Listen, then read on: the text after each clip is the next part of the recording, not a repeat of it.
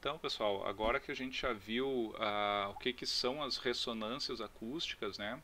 A gente vai dar uma passeadinha pela literatura para ver o que foi proposto, né, em termos de circuitos eletrônicos para evitar as ressonâncias acústicas, né?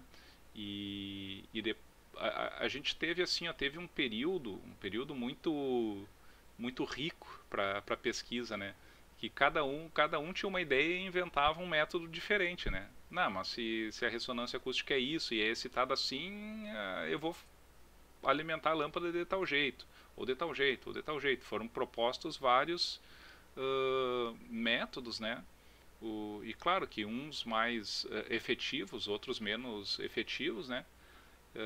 Mas o que eu vou apresentar para vocês é vamos dizer, uma passagem do que foi feito, né? E vamos dizer, um sumário aí do que ficou como padrão, né? Na pesquisa nessa linha.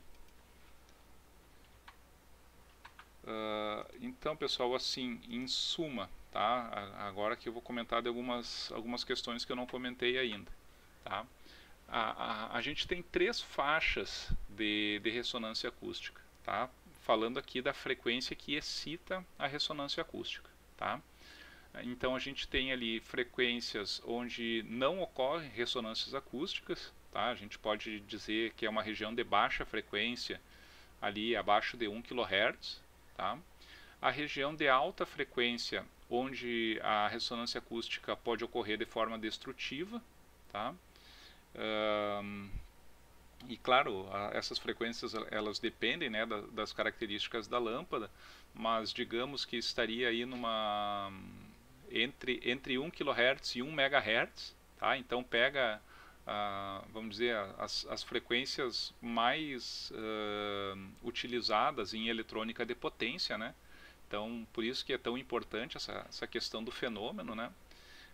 E nós temos uma região de extra alta frequência, tá? Que seria uma região assim passando de 1 MHz, tá? Onde as ressonâncias elas começam a sofrer um efeito de amortecimento, tá? E claro que isso aí não é assim, a partir de 1 MHz elas vão amortecer, mas se tiver 999 kHz não vão estar amortecidas. Não é isso aí, né? Mas a gente está falando aqui de valores médios, assim, né? Na verdade, ressonância acústica ela começa a se amortecer bem antes de 1 MHz, né? Mas 1 MHz já é um valor seguro, né? Daí a gente poderia alimentar com uma onda senoidal em 1 MHz que não teria problema de ressonância acústica, tá? Apesar de haverem ressonâncias teóricas, né? Porque aqueles coeficientes de Bessel, aquelas tabelas se vão, né? Mas esse fenômeno do amortecimento, né? Ele acaba resolvendo o problema da ressonância acústica, tá?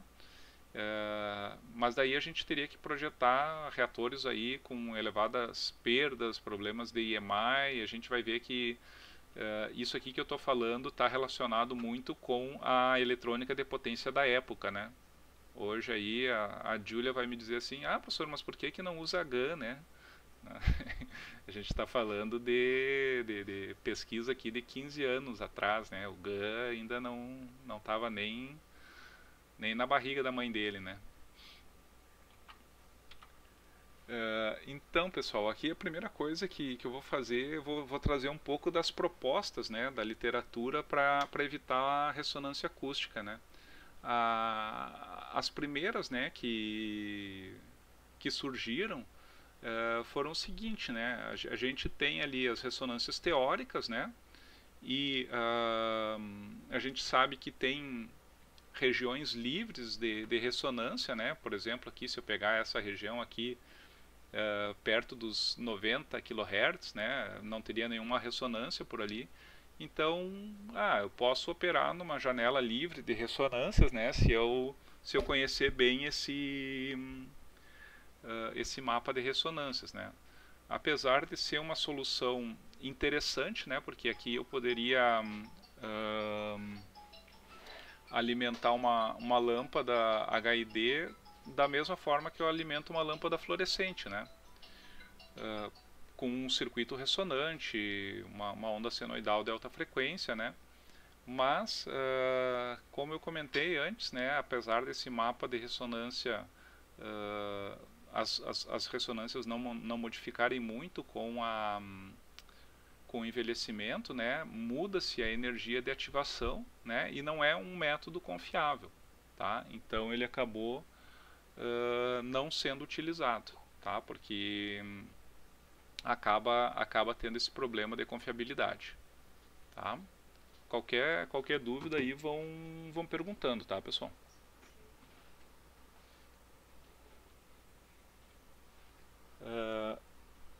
Outro, outros trabalhos, né, que foram apresentados seriam reatores de extra alta frequência, né, que seriam reatores aí operando acima de 1 MHz, né, para evitar a ressonância acústica usando aquele fenômeno do amortecimento, né. Então esse trabalho aqui eu participei de autor dele também, né, era um reator eletrônico usando um conversor classe E, né. Então, como eu falei, né, para operar nessa frequência, né, com os semicondutores dessa época, a gente tinha que utilizar uma técnica aí de comutação suave bem complexa, né, que aqui vocês podem ver o classe E, né, vocês podem ver aqui essa forma de onda aqui a tensão e corrente na chave, né, vocês podem ver que a comutação se dá com zero de corrente e zero de tensão. Esse aqui é um conversor feito para isso mesmo, né? E daí com isso a gente conseguia alimentar aí uma lâmpada a vapor metálico, né, em 1 MHz, tá? Mas mesmo assim, mesmo usando técnicas de comutação muito muito boas aí, o rendimento desse conversor aqui era de acho que 85%, se não me engano, e ainda alimentado a partir de uma tensão CC, né? Porque para a gente ter um reator completo teria que ter aqui uma etapa ainda de correção do fator de potência. Então essas perdas de comutação aqui inviabilizam, né, esse tipo de solução. Claro que se fosse hoje, né, hoje a gente pegaria aí um GAN, né, e faria ele trabalhar mesmo comutação forçada nessa frequência não teria problema, né? Mas nessa época não tinha semicondutor que suportasse uma frequência tão alta assim, né? Outro tipo de solução que aqui eu estou trazendo, vamos dizer, uma referência, né? Mas isso aqui foram tudo técnicas, tá, pessoal, que foram utilizadas, que vários trabalhos na literatura usavam a mesma técnica, tá? Uma outra ideia que surgiu foi fazer uma modulação das formas de onda da lâmpada, tá? A ideia seria tu pegar a potência da lâmpada, né, e distribuir numa faixa de frequências de modo que todas as componentes de potência fossem menores do que a potência de ativação das ressonâncias acústicas, tá? Que é semelhante àquilo que eu apresentei para vocês, né, naquele ensaio, aquele primeiro ensaio que eu fiz lá, né, onde eu defini lá as amplitudes das ressonâncias, né, para uma onda senoidal controlada. Seria procurar uma faixa de frequências e energia de ativação que nenhuma ressonância fosse excitada, né. Aqui tem alguns tipos de modulações, né? Vocês podem ver ali que a triangular, eu consigo uma distribuição mais constante da potência, né, para variações de frequência. E o trabalho que ficou mais conhecido usando essa técnica foi esse do ruído branco, né, que é esse aqui de 98, ó, do Laszlo Laskay, que é White Noise Modulation, né, que seria essa modulação por ruído branco. E por que ruído branco, né? Porque mesmo tu usando uma modulação triangular, qualquer tipo de modulação, né? Se tu der o azar de uma das frequências que está ali naquela variação, né? Que ela fosse uma frequência de uma ressonância muito crítica na lâmpada, né? Se tu usar uma modulação convencional, vamos supor assim, tu está usando ali uma modulação que é 40, 45, 50, 55 kHz. Né? Mas daí no próximo período tu vai repetir a mesma coisa, 40, 45, 50, 55, 40, 45, e a de 50 é a pior ressonância, né? Então mesmo que tu aplique uma modulação, tu vai acabar excitando a ressonância pela repetição das frequências, né? E o ruído branco ele é aleatório, né? Então por isso que ele acabou sendo o trabalho mais, vamos dizer, mais citado, né, nesse tipo de solução, apesar de que muitos outros foram propostos nesse âmbito também, né? Mas aqui a gente tem um custo elevado também para esse tipo de conversor, né, complexo, principalmente a questão do ruído branco, né, tu criar uma lógica aleatória a partir de um algoritmo é bem complicado, né, principalmente para os microcontroladores da época, né. E também questão do EMI, né, que tu faz um filtro, né, para uma determinada frequência, só que o teu conversor está trabalhando em várias frequências, excitando várias ressonâncias, né. Então fica mais complexo aí a questão do filtro de EMI, né. Outra proposta, né, que surgiu na literatura foi o seguinte: usar uma realimentação, né, com um circuito que detecte a ressonância acústica, né, porque a ressonância acústica, como eu falei, né, ela causa, vamos dizer, perturbações de baixa frequência, né, ali na faixa de 5 a 20 Hz, né? E essas perturbações elas se refletem na tensão da lâmpada, na corrente da lâmpada, na resistência da lâmpada, né? Então, se tu estiver monitorando esses parâmetros da lâmpada, né, tu consegue detectar que aconteceu uma ressonância acústica e, através de uma inteligência, mudar a frequência da alimentação da lâmpada, né? Tipo assim, eu vou fugir dessa ressonância, né? Só que esse aqui também é um método que não é totalmente confiável, né? Porque tu muda de uma frequência para outra, tu pode cair numa frequência bem pior do que a que tu estava antes, né? É complexo, né? Tu fazer essa realimentação em tempo real aí para fazer essa mudança de todos os parâmetros do conversor, né? Além de ter custo elevado também, tá? Então também não é uma solução aí que acabou se consolidando, né? Mas como eu falei, nessa época todo mundo tinha uma ideia, né? E ia propondo essas soluções, né? Até que depois, a partir de que a literatura acabou amadurecendo, né? Com relação a esse tema, já eram trabalhos que não passavam mais, né? Tu mandava, daí o revisor dizia assim: não, isso aí já foi comprovado que não é confiável, né?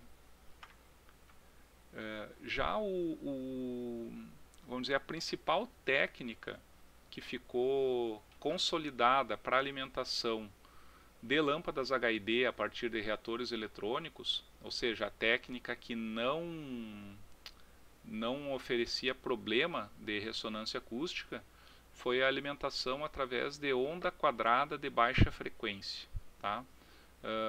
Por que uma onda quadrada de baixa frequência, pessoal? Vocês podem ver aqui nas formas de onda, né? Isso aqui eu lembro até, acho que dos primeiros congressos que eu participei, foi lá em 2005,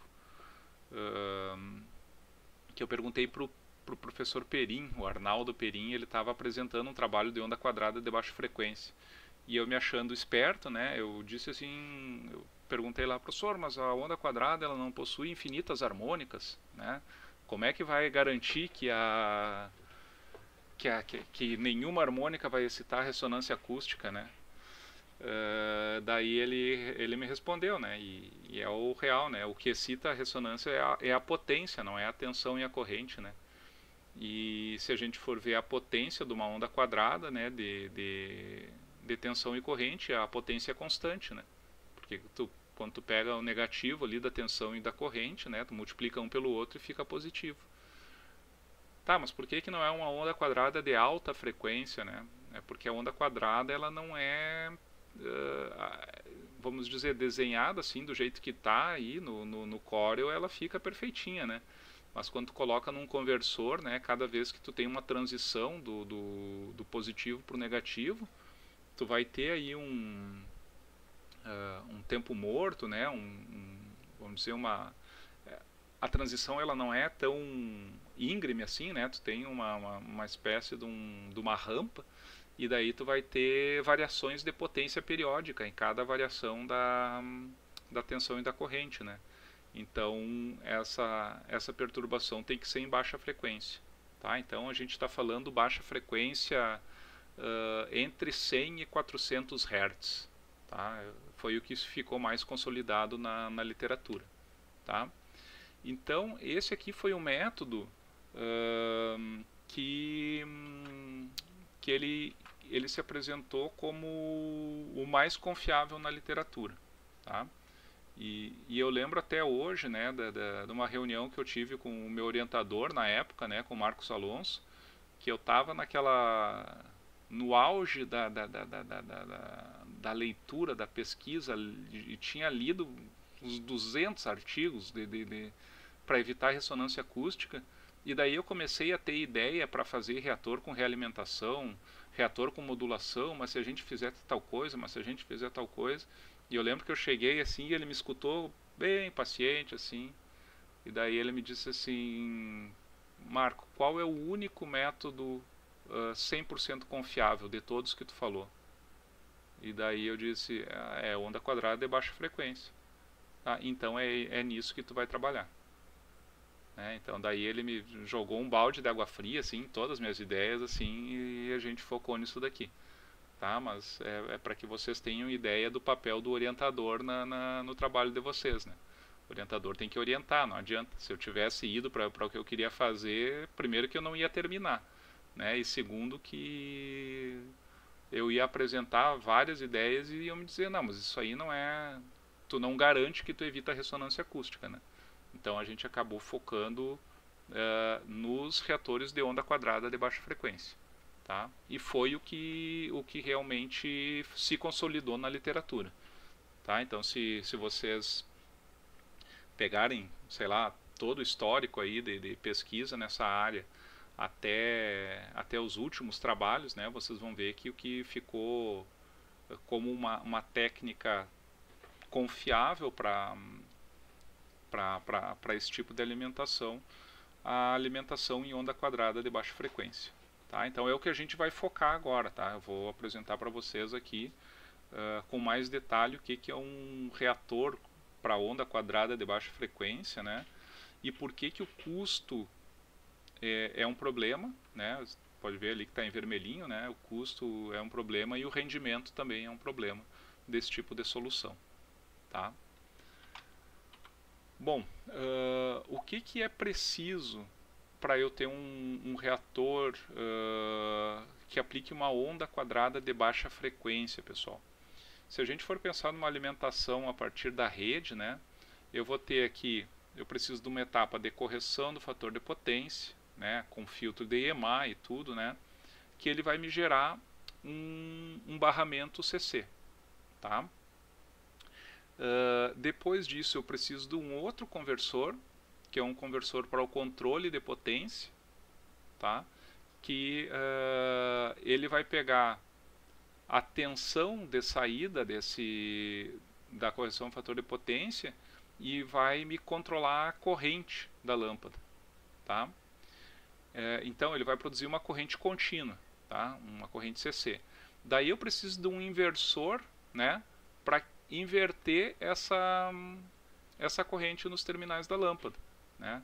Porque a lâmpada ela tem aquela questão que eu já comentei com vocês, que se ela for alimentada em corrente contínua por muito tempo, né, ela tem um fenômeno lá que ela desgasta só um eletrodo e ela fica, o tubo ele fica com luz só em um lado, né? O outro fica escuro, ou seja, a lâmpada não ia durar um dia, tá?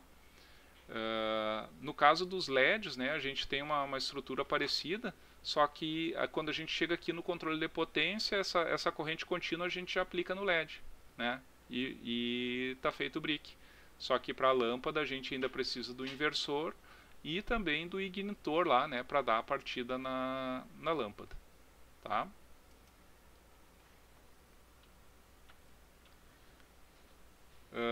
Então, pessoal, se a gente... por que esse conversor tem, vamos dizer, um rendimento baixo? Tá? Porque a gente tem 3 etapas de processamento de energia. Tá? Imaginem aqui que a correção do fator de potência eu tenho um conversor top, assim, ó, 95% de rendimento, né? E os outros 2 conversores a mesma coisa, né? Se eu tiver 95% de rendimento em cada um desses conversores, quando eu multiplicar esses rendimentos, eu vou ter um reator com rendimento de 85%, né? Se eu faço 0,95 vezes 0,95 vezes 0,95, eu tenho 0,85. Tá? Então, por mais que eu trabalhe com circuitos de elevadíssimo rendimento, né? O rendimento geral, porque a potência da lâmpada ela tem que ser processada toda pelo primeiro conversor, toda pelo segundo conversor e toda pelo terceiro conversor, né? Então, esse aí é um dos problemas desse circuito, tá? E se a gente for pegar uma solução, a gente chama de solução pé de boi. Tá? O que é o pé de boi? É o mais simples que tu pode fazer, assim, se tu for pensar no conversor mais, vamos dizer, mais básico para esse tipo de solução, a gente teria esse conversor aqui, ó. Por exemplo, um conversor boost para correção do fator de potência, tá? Ele vai me gerar um barramento CC aqui, né, de 400 volts. Vou usar um conversor buck, tá, para o controle da potência da lâmpada, né, e um inversor full bridge aqui, né, para inverter a polaridade da corrente na lâmpada, tá? Então essa aqui é a solução mais simples, tá? Mas vocês devem estar lembrados, né, quando eu falei sobre as lâmpadas fluorescentes e tudo mais, que nessa época aqui ainda, né, a eletrônica, tanto de semicondutores de potência quanto da parte de comandos, de chave, ela é cara, né? Então, se vocês contarem aqui a quantidade de chaves que tem nesse conversor, eu tenho 6 chaves ativas, né, para comandar, né? Então é um custo muito elevado, né? E para onde que caminhou a pesquisa então nessa época, pessoal? A pesquisa caminhou em como que eu vou aplicar uma onda quadrada de baixa frequência na minha lâmpada numa solução mais simples, com rendimento mais elevado, com menor custo, né? Então aí que praticamente toda a literatura caminhou nesse sentido, tá? Ou seja, como conseguir fazer um reator desse aqui, né? Vamos dizer, sempre comparando um trabalho com o outro, né? Sempre é uma competição que tem entre pesquisadores, né? Ah, não, meu trabalho é melhor, meu trabalho é melhor, né? Mas a gente tem que saber fazer comparações bem feitas, né? Senão fica injusto, né?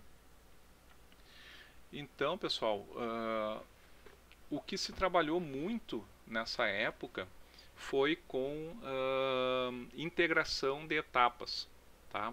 O que seria uma integração de etapas ou integração de chaves, né?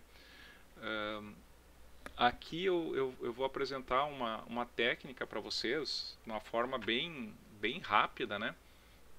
Só que isso aqui eu tenho até uma disciplina na pós-graduação que se chama integração de conversores estáticos, né? Que eu fico variando entre essa de iluminação e a de integração de conversores, né? Mas esse tema aqui se trabalhou muito, tá? Que é justamente como que eu consigo diminuir o número de interruptores ativos num conversor, tá? Para isso aí se fazia já, vamos dizer, quase que por instinto, né? Ah, não, analisava as etapas de operação do conversor. Ah, não, mas se eu colocar só uma chave aqui, ela consegue fazer isso e eu consigo fazer o papel do buck e do boost também, mas daí eu tenho que colocar um diodo aqui e um diodo lá, né? Era uma coisa meio bagunçada. Mas daí essas figuras que eu trago aqui para vocês foi de um trabalho de 97 do Tsai Fu Wu, que ele propôs uma técnica de integração padronizada, assim, né? Aquela coisa de engenheiro mesmo, né? Tu faz assim que tu vai conseguir integrar teu conversor, né? Então, o primeiro, vamos dizer, o principal para eu poder integrar duas chaves, o que é integrar duas chaves? É eu pegar duas chaves ativas, né? E substituir por uma chave ativa, tá? Como é que eu posso fazer isso daí?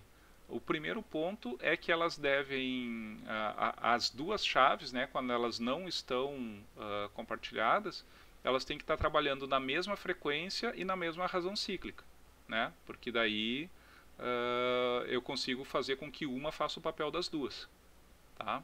Então esse aí já é vamos dizer, uma restrição de projeto, né? Se eu quiser projetar um conversor integrando etapa, eu vou ter que fazer isso, tá?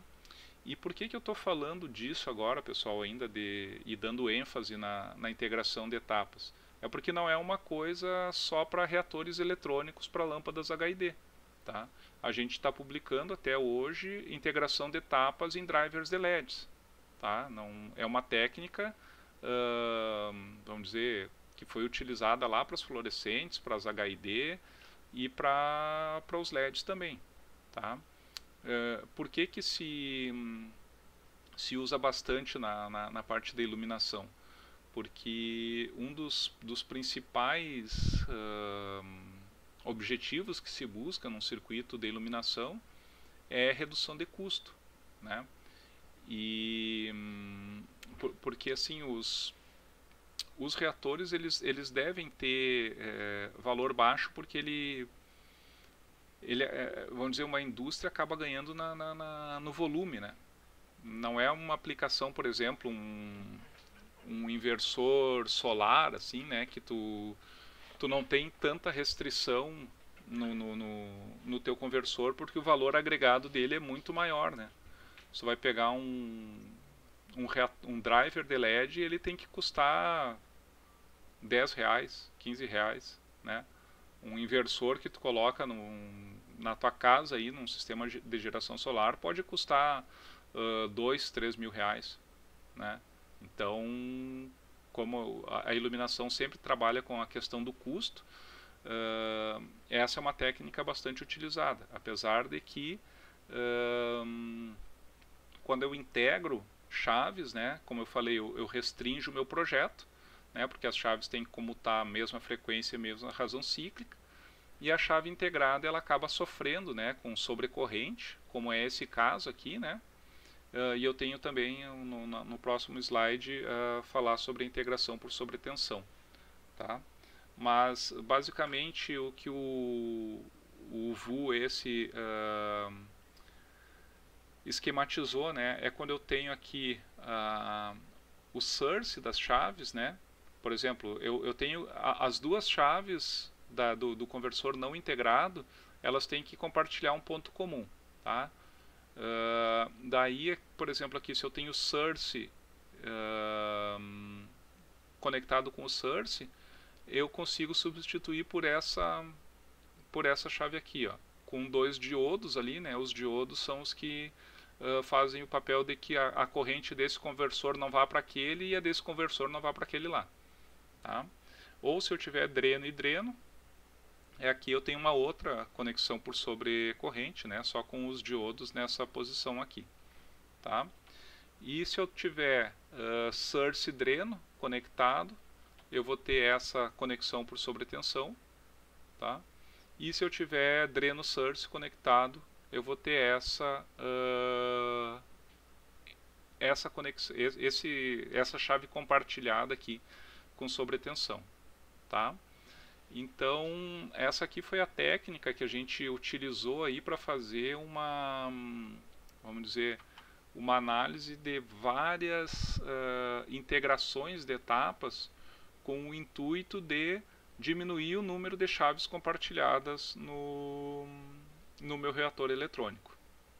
Tá? Então essa aqui é a referência, né, desse artigo, que ele traz vamos dizer, essa metodologia de integração de chaves. Tá? Isso aqui, antes dessa metodologia, eu lembro do cara ter que mais ou menos inventar assim, as integrações, sabe? A gente ia mudando, bota uma chave aqui, bota um diodo ali, explodia, às vezes não explodia, mas até que a gente conseguiu usar essa técnica aqui com sucesso, né? Então vou mostrar aqui um exemplo, tá, pessoal? Por exemplo, se eu tiver aqui um conversor, esse aqui foi um dos conversores que eu trabalhei ali na minha tese. Um conversor buck, tá, para correção do fator de potência. Aqui está a saída dele e aqui está o primário de um flyback. Tá? Então vocês podem ver que as chaves, a chave do buck e a chave do flyback, elas não compartilham nenhum ponto, né, em comum. Mas daí o que eu faço? Eu posso pegar a chave do buck e tirar daqui, né, desse ponto, e colocar ela aqui embaixo. Né? Ele acaba fazendo a mesma... ele tem a mesma funcionalidade. Né? Sendo que o dreno está desse lado, né, e o source está desse lado. Então aqui agora eu tenho o dreno dessa chave conectado no source dessa chave. Tá? E com isso então eu posso substituir pela chave compartilhada com os dois diodos. Então essa chave aqui, ó, ela vai ser a chave do buck, né? A carga do buck se dá por aqui, ó, por esse caminho, por dB2, né? E aqui por dB1 o capacitor vai alimentar o primário do flyback. Certo? Então, esse aqui é um exemplo de como a gente usa a integração de etapas, né? Esse conversor aqui, durante o meu doutorado, a gente conseguiu, inclusive, uma patente espanhola dele, né? A patente foi publicada já, tá? Depositada e publicada. Que é aqui a mesma coisa, né? O buck integrado com o flyback, né? Então, pessoal, na literatura, né, começaram a aparecer várias soluções de integração de etapas. Né? Por exemplo, aqui, ó, esse conversor de 2 etapas aqui do Qian, em 2003, né, o que ele fazia? Vocês podem ver aqui que eu tenho um inversor ponte completa, né, as 4 chaves aqui, S1, S2, S3 e S4, e eu tenho esse L1 aqui, ó. Esse L1 junto com esse C1 era um conversor buck, tá, pessoal? Então, por exemplo, essas chaves, esse ponte completa ele não funcionava como um ponte completa convencional, né? Convencional, por exemplo, quando fecha o S1, fecharia o S3, né? Para dar o caminho da corrente aqui na lâmpada da esquerda para a direita, né? Só que o que ele fazia? Ele fechava o S1 e o S3 comutava em alta frequência, tá? Fazendo um conversor buck para controlar a corrente da lâmpada. Então aqui tinha a etapa de controle de potência integrada junto com a etapa do inversor. E daí quando quando fechava o S2, era o S4 aqui que funcionava em alta frequência, fazendo um buck agora da direita para a esquerda. Tá? Então essa aqui era uma integração do controle de potência junto com o inversor. Por isso que seria um reator de duas etapas, né? Porque tem aqui o PFC, que é uma outra etapa separada. A gente teve até aqui um trabalho do Simonetti, né? Brasileiro, um reator de uma etapa. Né? Então aqui ele fazia um boost, um boost e o buck, né? Na mesma ideia, só com as 4 chaves do full bridge. Né? Então era uma solução bem complicadinha aqui, mas esse aqui seria um reator de uma etapa. Tá? Então foi o que foi sendo proposto na literatura nesse período, né? Integração de conversores, né, para diminuir o número de chaves compartilhadas. Tá? Isso aí foi a principal linha de pesquisa nessa época. Um achado nosso aí durante o doutorado foi o seguinte: a gente verificou que se a gente usasse um flyback, tá? Esse conversor aqui é um flyback, é o M1 LP, esse aqui é o indutor do primário, né, do flyback. E se a gente colocar 2 secundários no flyback, o LS1 e o LS2, e como está em baixa frequência esses 2 secundários, eu faço aqui, ó, vamos pegar aqui uma canetinha aqui para escrever para vocês.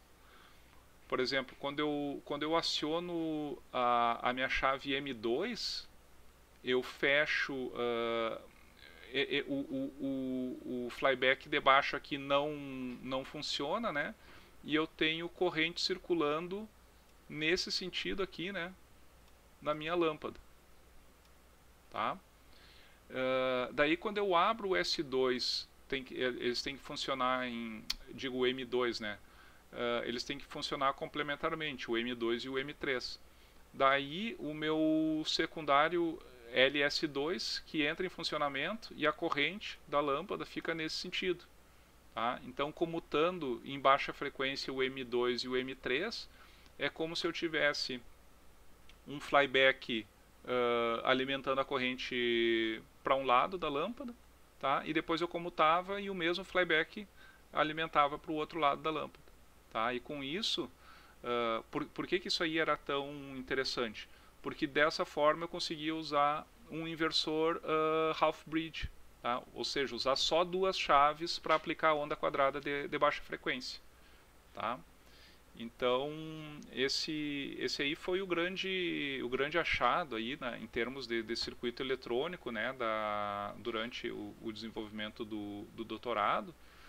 E a gente começou a trabalhar em cima dessa, vamos dizer, dessa ideia, né, desse conversor aí. Foi publicado primeiramente numa Electronic Letters em 2005. Eu comecei o doutorado em 2004, metade de 2004. Em 2005 a gente já conseguiu publicar. Então, né, como eu comentei, a vantagem é usar o inversor half-bridge e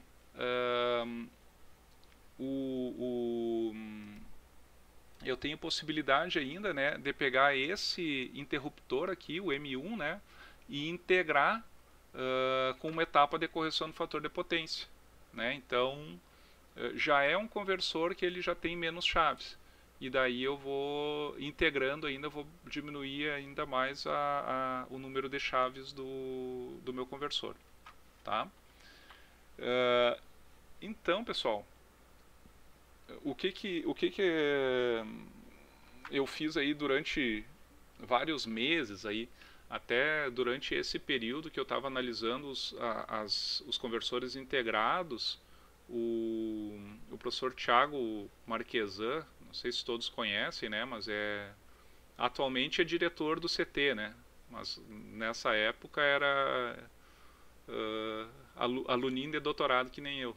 Né, ele foi fazer o doutorado sanduíche dele em Gijón também, junto comigo lá. E daí a gente trabalhou bastante tempo junto nessas integrações, que estava bem no tema da tese dele também.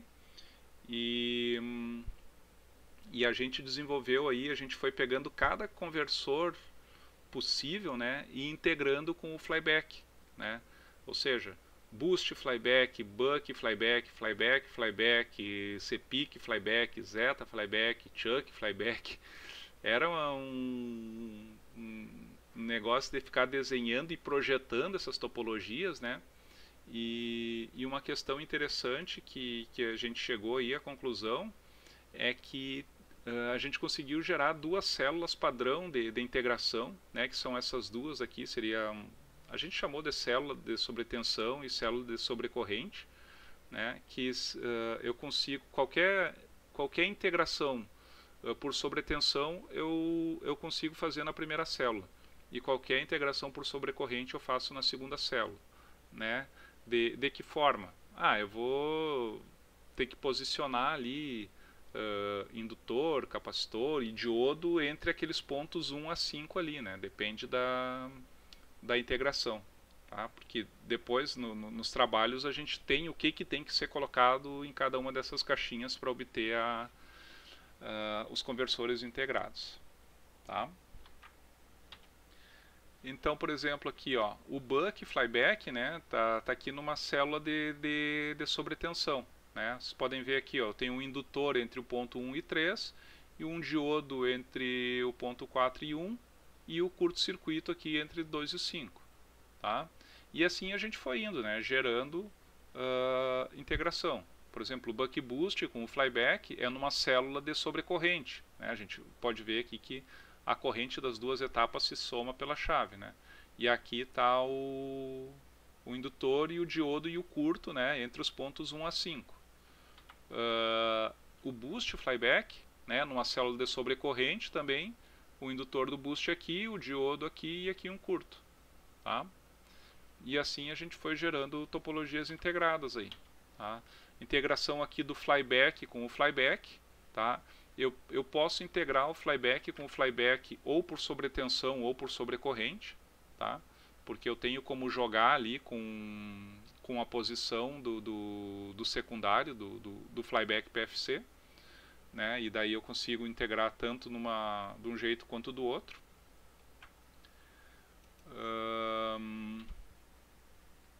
Aqui seria o cpic com o flyback, né? O cpic ele já tem 2 indutores e um capacitor, né, mas ele é integrado na mesma célula de sobrecorrente, né?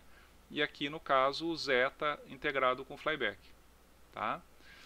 Então, pessoal, essa era uma época feliz, né? Porque nessa época aí a gente ia integrando um conversor com o outro e gerava um artigo e publicava, né? Agora eu vou... Tipo, não tinha muito conversor integrado e cada um tem as suas características, né? Então a gente ia propondo aí várias integrações, né? E dali a pouco a gente publicava uma outra integração, até metendo pau numa integração que a gente já tinha feito, né? Esse aqui é melhor do que aquele por causa disso, né? Mas, vamos dizer, foi por onde a literatura caminhou nessa época, né? E como eu falei para vocês, hoje em dia com LEDs ainda se faz isso, né?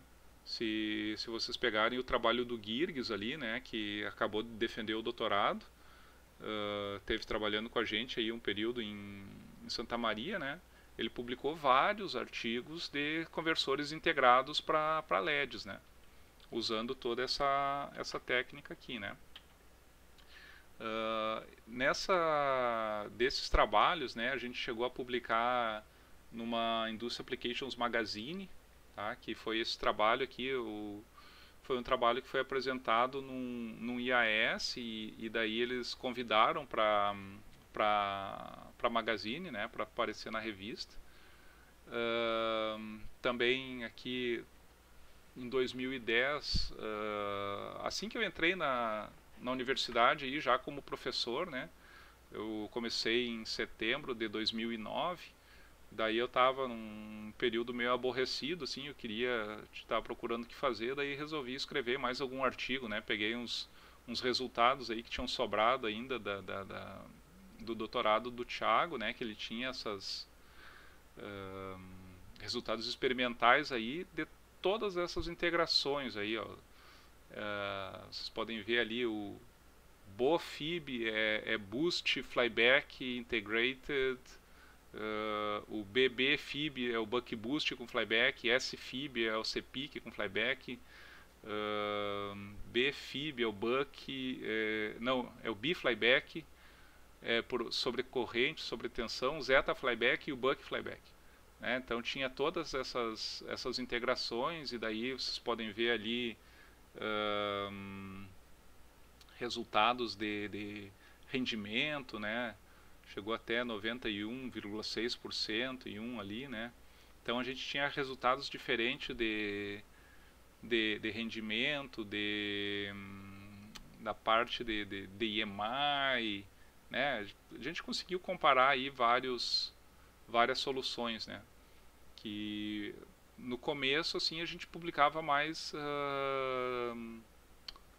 soluções separadas, né? Daí depois ficou mais interessante uma solução já comparativa entre vários conversores, né? Daí dá para ter uma ideia mais geral desses conversores aí. Tá, pessoal? Então, isso aí foi mais ou menos para onde caminhou, assim, né? Em termos de topologias de reatores eletrônicos. Né? A gente caminhou bastante para essa parte de integração, né? Justamente porque era a melhor técnica para se obter um circuito mais, vamos dizer, mais econômico, né? Aplicando uma onda quadrada de baixa frequência na lâmpada. Né? Vocês podem lembrar aí que aquela solução pé de boi que eu falei, né? Ele usava 6 chaves, e agora, por exemplo, para a gente obter um circuito completo, se vocês olharem aqui, esse daqui eu tenho o M1, M2 e o M3, né? São 3 chaves controladas. Tá? Então diminui bastante aí a complexidade, certo? Algum comentário, pessoal, com relação ou dúvida, qualquer coisa com relação a essas integração de etapas ou essas soluções aí que eu apresentei para vocês?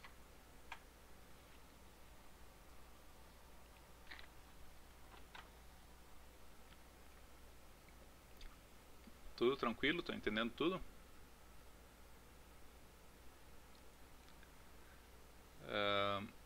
Então, pessoal, o que eu vou fazer agora? Eu vou pegar esse conversor aqui, tá? Esse conversor aqui é aquele da patente espanhola lá e tudo. Foi o conversor que eu acabei, vamos dizer, durante a minha tese eu montei todas aquelas integrações, né?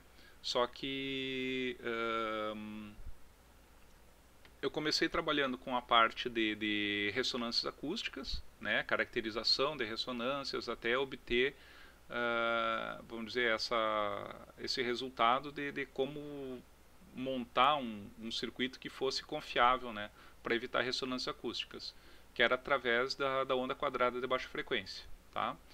Daí, a partir da análise, primeiro foi essa proposta do flyback com 2 secundários, né, para obter a onda quadrada, e a integração de etapas para diminuir o número de componentes ativos.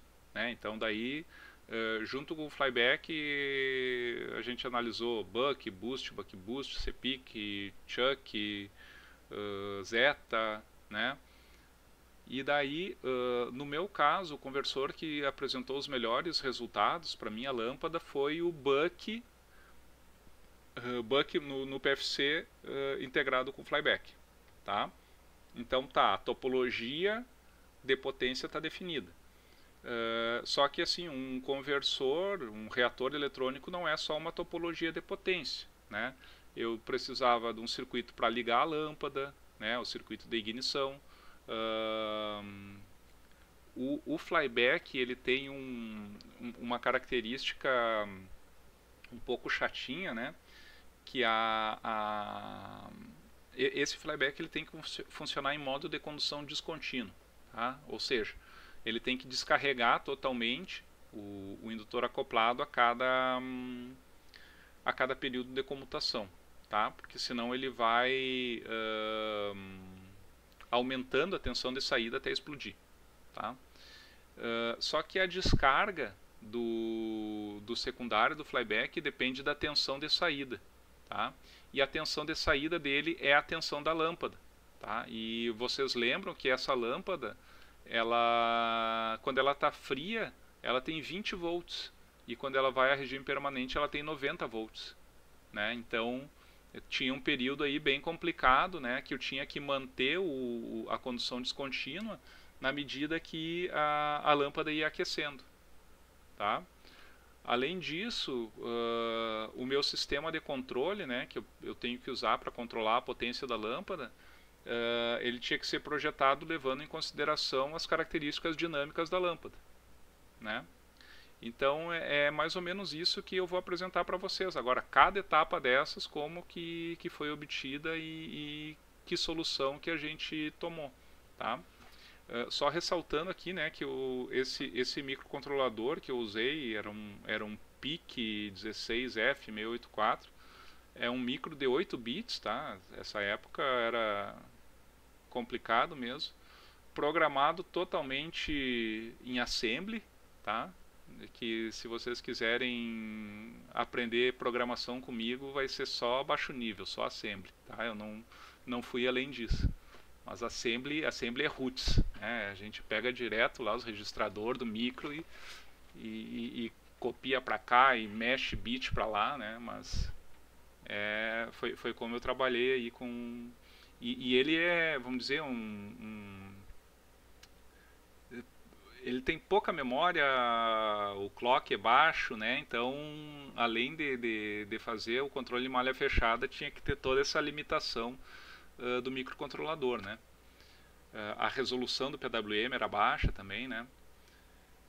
Então, claro que isso que eu vou apresentar para vocês hoje já não é tão complicado, né? Hoje os micros estão muito mais avançados e baratos, né? Mas nessa época a gente tinha que optar por uma solução, vamos dizer, bem simples assim, para não agregar muito custo, né? Acho que DSP nem tinha nessa época ainda. Então vamos lá. Bom, em primeiro lugar, como que eu faço aqui a ignição da lâmpada, né? Eu falei para vocês que a gente tem que aplicar, né, um pulso de tensão na lâmpada ali de 3 kV durante 1 microsegundo, né, no mínimo, para fazer a ignição da lâmpada fria, né? Mas imaginem como que eu vou tirar 3 kV do conversor flyback, né? Então, vocês podem ver que o ignitor está nessa saída desse flyback aqui, ó, tá? Então, o que eu fazia aqui, pessoal? Quando a lâmpada está desligada, tá? Ela é um circuito aberto, certo? E daí o que acontece? Se eu faço um flyback funcionar sem carga na saída, a tensão de saída vai aumentando e pode explodir, né? Então, para fazer a ignição da lâmpada, eu fechava o M2, né? Só com o M2 fechado aqui, daí é como se eu tivesse só esse flyback aqui de saída, tá? Fazia o M1 funcionar numa razão cíclica bem baixa, 0,1 se não me engano, e a tensão de saída aqui ia subindo, a tensão no C1. Com isso, carregava esse capacitor C ignição aqui, né, CIGN, até a tensão de partida do spark gap, né, até ele atingir 230 volts. Quando ele atingia 230 volts, ele aplicava essa tensão do capacitor, né, praticamente 230, num transformador aí que tinha uma relação de 1:15, né? Então ele amplificava essa tensão, né, aplicando nos terminais da lâmpada, né? Como a lâmpada é um circuito aberto, né, meus alunos de circuito aí sabem que a tensão ela se divide proporcionalmente de acordo com a resistência, né? Então se a lâmpada é um circuito aberto, todo o pico de sobretensão vai ficar sobre a lâmpada, tá? Então vocês podem ver aqui duas aquisições, né? Esse aqui é a aquisição desse circuito mesmo, né? Aqui sem lâmpada, tá? 2 kV por divisão, tá? Então vocês podem ver que chega aqui a 5 kV, né? A tensão. E quando eu tenho lâmpada, né? Esse pico, ele corta, assim que a lâmpada liga, ele consome a energia, né? Então aqui eu tenho 1 kV por divisão, eu tenho praticamente 3 kV aqui, a lâmpada ligou, né? E daí já entrou em funcionamento, tá? Então assim que funciona esse carinha. Agora aqui com relação ao aquecimento, né, pessoal? Como eu tinha comentado, a tensão da lâmpada ela vai aumentar de praticamente 20 volts até 90 volts, né? E eu tenho que manter a condução descontínua, né? Para isso eu tenho que ir controlando a razão cíclica do flyback, né? De modo a que o secundário sempre descarregue, né? Então, vou só puxar aqui o circuito de novo. Como que se descarrega o secundário do flyback, pessoal? Depende da tensão nesse capacitor, tá? Tanto desse quanto desse daqui. Isso aqui é uma descarga de um indutor, tá? Então a gente sabe que quanto maior a tensão, né, sobre o indutor, maior vai ser vamos dizer, a inclinação da corrente, né? Ele vai descarregar mais rápido. Só que quando eu tenho uma tensão mais baixa, é mais lenta a descarga do indutor, né? Então eu tinha que reduzir a razão cíclica no M1 aqui, né?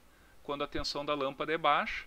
E à medida que a lâmpada ia aquecendo e aumentando a tensão, eu podia ir aumentando a razão cíclica, tá? Mas por que eu faço isso? Porque esse período ele deve ser o mais curto possível, tá? Primeiro, para a lâmpada atingir o regime rápido, né? E segundo, porque esse período ele é prejudicial para a lâmpada, por assim dizer, tá? E no caso do regime permanente, né, essa aqui é a característica dinâmica da minha lâmpada, né, com o zero no semiplano direito, e eu tenho que considerar essa característica aqui para fazer o projeto da malha fechada então do meu conversor.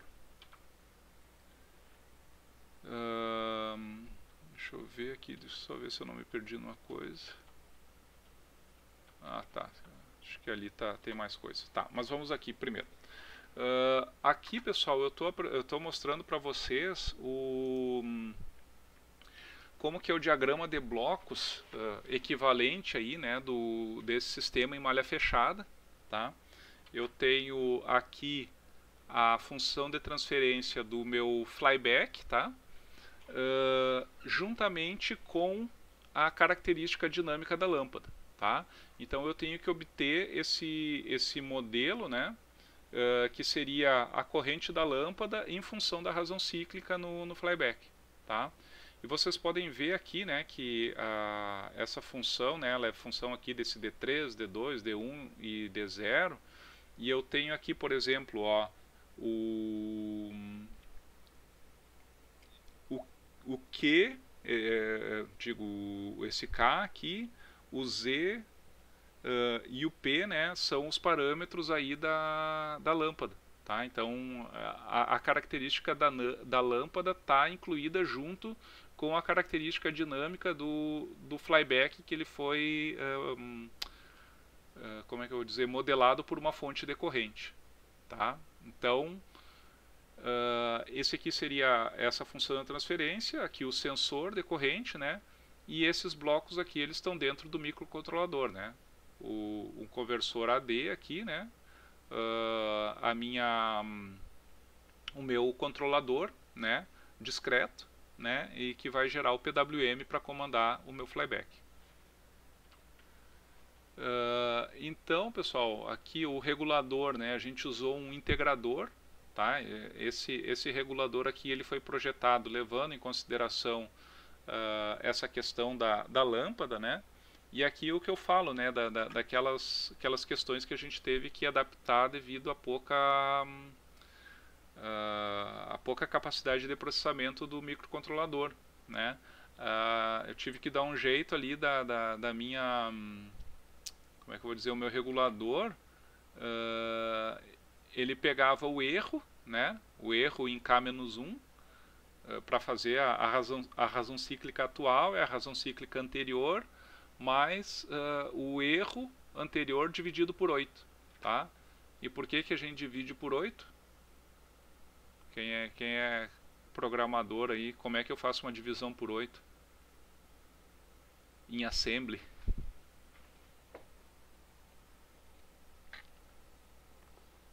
Faz com 3 bits, né?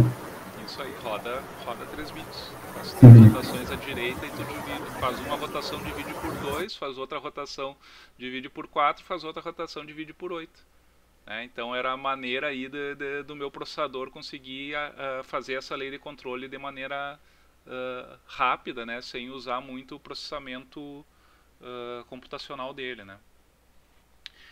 Então isso aqui foi simulado no Simulink, né, do MATLAB. E aqui foi colocado perturbação, erro, saída e tudo mais, né. A gente tem aqui ele foi testado então em simulação antes de ser implementado, né. Aqui a gente tem agora então aquilo que eu tinha falado, né, para fazer a partida aqui está o detalhamento, né. Então eu começo com o M2 fechado e a razão cíclica mínima, né. Com isso então o capacitor aqui de ignição se carrega até a tensão de disparo do SparGap de 230 volts. Se a lâmpada ligar, esse circuito ele automaticamente se desabilita, tá? Por que ele é desabilitado automaticamente? Porque quando a lâmpada liga, a tensão da lâmpada cai para 20 volts, né? E ela vai aquecer até 90 volts, tá? A tensão da lâmpada vai ser a mesma tensão no capacitor C1, né? Então a tensão no capacitor C1 não vai passar de 90 volts. Então eu não vou chegar mais nos 230 volts necessários para disparar o SparGap, tá? Então aqui já era um modo assim de desabilitar automaticamente o circuito de ignição, tá? E se a lâmpada não ligasse, né, no primeiro pico, a gente tem uma constante de tempo aqui que vai carregando o IGN, né? Então o valor desse resistor aqui era calculado para a gente ter uma constante de tempo aqui de 1 segundo, né? Para ele, tipo, tu não aplicar muitos picos ao mesmo tempo, né? Mas colocava uma constante de tempo ali. E também o que eu fazia? Se a lâmpada tivesse quente, né, ela não ia ligar com esses 3 kV, né? Mas se eu ficasse dando pulso de 3 kV, aí eu, pelo resto da vida, eu ia destruir essa lâmpada, né? Então, cada vez que era dada uma ignição, né, eu conseguia verificar isso através dessa realimentação aqui, ó, pessoal, nesse divisor de tensão, né? O meu microcontrolador está valendo aqui o que eu chamei de V-Bus, né? Esse V-Bus seria a tensão entre esse terra aqui e a tensão lá, né? Que é a soma da tensão dos dois flybacks. Então, cada vez que ele dá uma ignição, essa tensão cai, né? E daí o meu microcontrolador contava. Olha, ele tentou uma vez, né? Ele ia contando até 10. Se ele chegava em 10, ele esperava um tempo, né, para esperar a lâmpada esfriar, tá? E daí, depois desse tempo, ele voltava esse processo outra vez, né? E daí eu tinha um outro contador aqui, o G0, né, que seria um indicador para troca de lâmpada, né? Porque se ele tentasse 5 vezes essa partida, né, e não ligasse, quer dizer que a lâmpada estava queimada, né, e não ia adiantar mais. A questão aquela que eu comentei com vocês, né, de regular a razão cíclica do flyback, na medida que a lâmpada ia aquecendo, né, foi feito através de uma tabela, né, a gente chama aí de lookup table, né, a gente ia medindo a tensão da lâmpada, e daí à medida que ia subindo, né, a tensão, por exemplo aqui para esse V-bus aqui, como eu falei, era essa tensão aqui, né, do C1 mais o C2. Tá? Então ele é 2 vezes a tensão da minha lâmpada. Tá? Então aqui 43 significa 21,5 volts na lâmpada. Tá? Tem que dividir por 2 sempre aqui. Então quando ele era menor que 43 volts, a razão cíclica é 0,1. Né? E daí à medida que ia subindo, eu ia aumentando aqui a razão cíclica. Tá? Isso aqui é tirado matematicamente, né? Analisando o flyback matematicamente, a gente sabe qual é a razão cíclica que pode ser aplicada sem ele entrar em condução contínua. Tá? E daí, quando eu passava para a fase de regime permanente, né, ativava o comando em baixa frequência do M2 e do M3, né, para aplicar a onda quadrada de baixa frequência. E também começava o controle da corrente da lâmpada, né, no valor nominal, né, 0,42 amperes. Além disso, tinha algumas proteções, né? Proteção de corrente aqui no interruptor principal, proteção de corrente nos interruptores de saída, né? Aqui pelo V-bus eu conseguia detectar se a lâmpada tinha se desligado, né? A gente tem que implementar algumas proteções também aqui para o projeto do conversor em malha fechada, né? Como eu falei, o projeto completo. Aqui então, pessoal, a gente tem algumas aquisições, né, desse protótipo aí. Essa primeira aquisição aqui, ó, pessoal, eu tenho em vermelho aqui, é o V-bus aquele, né, que seria a tensão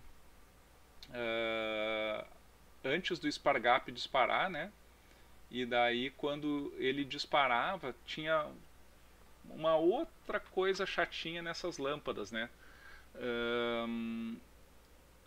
Pra gente quando ela está desligada, ela é um circuito aberto, tá?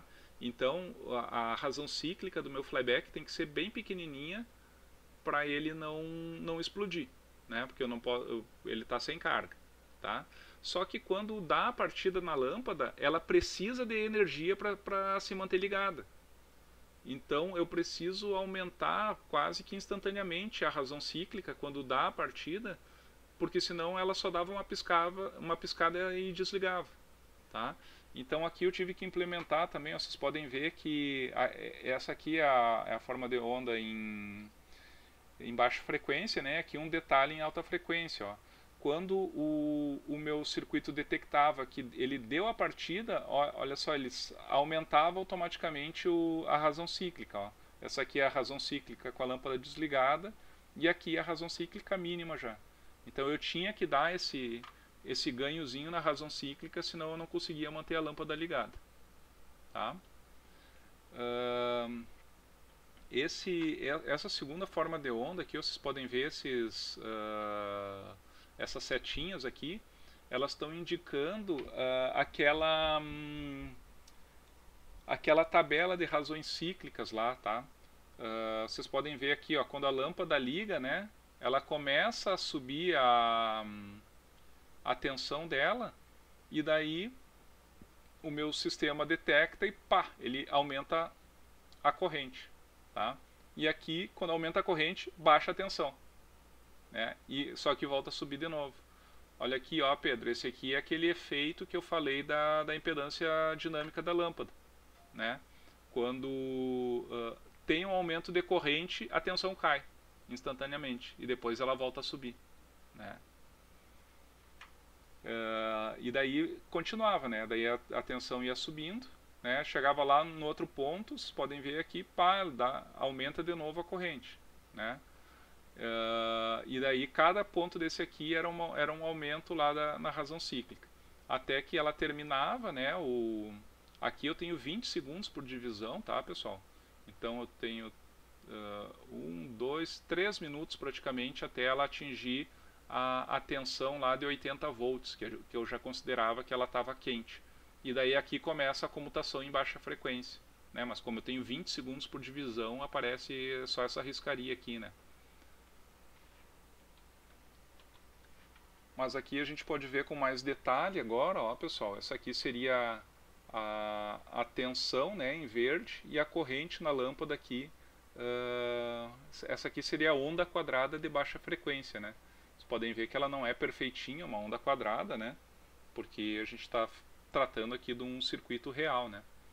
E aqui a tensão e a corrente de entrada, né? Eu tinha aqui vamos dizer, esse tempo morto aqui é uma característica do conversor Buck como correção do fator de potência, né? Porque ele só conduz quando a tensão instantânea da rede é maior do que a tensão do barramento do Buck, tá? Então aqui para esse conversor a gente tem aqui um fator de potência de 0,96, THD 17%, né? E o rendimento total aí, né, considerando a etapa de correção do fator de potência, controle de potência e inversor, 88,4%, tá? Então, pessoal, esse trabalho, né, a gente publicou aqui, acho que foi das últimas coisas que eu fiz no doutorado, né, que seguiu uma sequência lógica aí, né, desde caracterização da carga, análise das topologias, até a escolha da topologia e o projeto do controle digital, né. Então isso aqui a gente publicou numa Transaction Industrial Electronics em 2012, né, esse trabalho aqui. Até tem vamos dizer, o diagrama aí, né, com todas as fases da lâmpada aqui, né, tudo que ele faz para fazer esse controle aqui que eu expliquei para vocês, tá? Isso aqui também a gente publicou um capítulo nesse livro aqui, Control Circuits in Power Electronics, da IET, tá? O capítulo 5 ali foi assinado por mim e pelo Marcos, né, que apresenta toda esse controle aí digital, né, que foi proposto nesse trabalho. Tá, pessoal, então, conclusões, né, gerais aí do que a gente viu hoje, né? Bom, a gente viu lá desde as lâmpadas, né, lâmpadas de vapor de mercúrio, né, elas têm baixa eficácia, baixo IRC e estão em desuso, né. As lâmpadas de vapor de sódio, elas têm alta eficácia, baixo IRC e foram mais indicadas aí para iluminação pública, né, mas estão sendo pouco a pouco substituídas por LEDs. As lâmpadas de multivapores metálicos, né, têm uma eficácia razoável, né, na faixa ali de 100 lumens por watt, mas tem um alto índice de reprodução de cores, né, e são muito utilizadas aí para iluminação de destaque. E essas aqui eu ainda não vi, vamos dizer, o LED entrando vamos dizer, nesse campo ainda, né? Apesar de que a gente tem LEDs aí que são LEDs com IRC de 99, né? O pessoal já desenvolveu LEDs aí de características de cor muito boas, assim. Eu acredito que seja uma possibilidade de utilização também. Vimos a questão das etapas de operação das lâmpadas HID, né? Todas essas características de partida, aquecimento e regime permanente, né? Só para deixar feliz aí quem está trabalhando com LED hoje, né? Para ver como era complicado antes, né? E agora é só aplicar uma correntezinha CC aí na lâmpada, no LED que ele está ligado, né? Antes a gente tinha que aplicar 3 kV, daí a lâmpada rezar para ela ficar ligada, né? Daí se ela ficasse ligada, tu tinha que cuidar para o teu conversor não entrar em DCM, porque a tensão dela caiu lá para 20 volts. Daí quando tu começava o teu controle, tu tem a característica de impedância incremental da lâmpada, né? Que pode fazer o teu controle explodir. E se nada disso explodiu, tu ainda tinha a ressonância acústica, né? que se desse vontade ela também ia explodir o teu conversor. Então, levantem as mãos para o céu. É assim que a gente pesquisava ali até uns 10 anos atrás, né? Até que o LED começou a tomar mais corpo, né?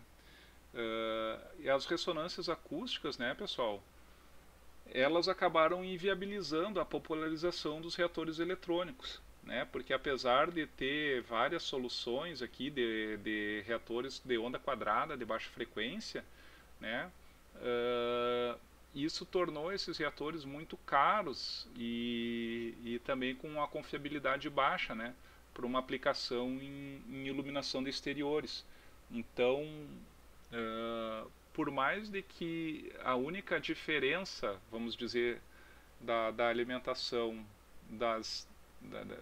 vamos dizer, do funcionamento, né, das lâmpadas fluorescentes para as lâmpadas HID é a ressonância acústica, né? Para as lâmpadas fluorescentes, os reatores eletrônicos dominaram todo o mercado, tá? Não existe reator eletromagnético para fluorescente. Já para lâmpadas HID, os reatores eletrônicos não vingaram, tá? Continua sendo, ainda hoje, reator eletromagnético que é o mais utilizado pela indústria, né?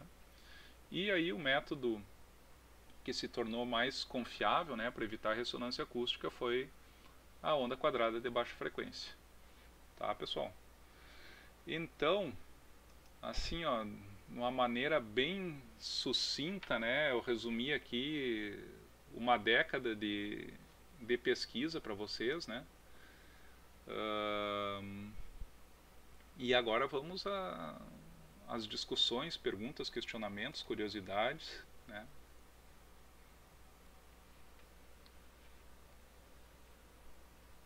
Algum comentário aí, pessoal? Falem um pouco também, porque eu tô quase morrendo aqui de tanto falar.